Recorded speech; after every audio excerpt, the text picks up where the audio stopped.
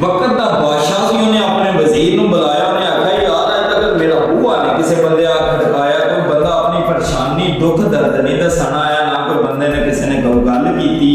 साडी आवाम इन्नी खुशहाल है, तुसीं इंज करो मुल्क दे जिन्ने हारजी ते जिन्ने दाखली रस्ते ने ना उन्हां ते एक टका जिहड़ा ना मसूल रख दिओ, फिर तो परेशान हो के मेरे कोल आउण देना।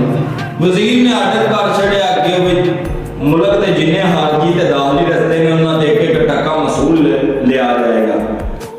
लोग जनाब एक एक टका मसूल दे के आ रहे ने जा रहे ने, किसी बंदे ने बादशाह का बूहा नहीं आ खड़काया, ना किसी ने अपनी परेशानी आके दसी।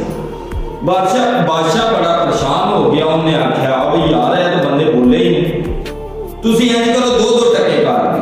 दो दो टकियां दे भी कोई बंदा ना बोलिया, बादशाह फिर परेशान, उन्हें आख्या तीन तीन कर दो।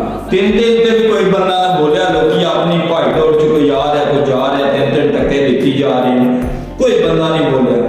बादशाह हालांकि 10 टकियां तक भी गया, किसी बंदे ने अपना दुख दर्द नहीं बादशाह तक पहुंचाया, ना कोई बंदा बूहे पे आया बादशाह ने।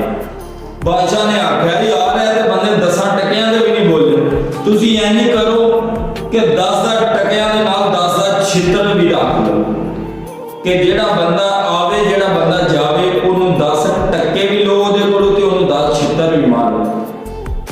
लोकी जनाब आ रहे ने जा रहे ने, 10 टके भी दे रहे, 10 छितर भी खा रहे ने। एक बंदा ना बादशाह के बूहे ते आ गया, उन्हें आ बूहा खड़काया बादशाह। बादशाह अगे बड़ा तैयार होकर बैठिया, बादशाह बड़ा खुश, उन्हें आख्या चलो हूं ते अमन करन दे ना। वो बंदे नूं बादशाह आर्डर करदा चल आ जा तू गल अपनी सुना। वो आंदा बादशाह साहब एक मेहरबानी करो बई तुसीं ना छितरा वाले बंदे जेड़े ने वधा फड़ो, सानू आउण जाण च टाइम लगदा है, सानू उत्थे खलोतियां देर हो जांदी है। सानू यह मसला नहीं कि सानू कोई बंदा छितर मारदा है, साडे कोल साडा कोई हक खोंदा है, सानू यह मसला है कि तुसीं बंदे वधा दो, सानू छितर मारन करन दे सब टाइम निकल जाइए करिए छितर खा।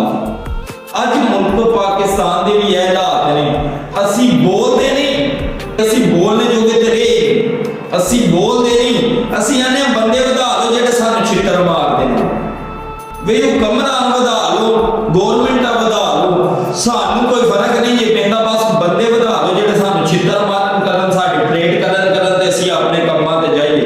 भेडां असी आप सिर सुट के ते भेडां लगे रहिए, सानू कोई नहीं तुहाडे नाल मौका।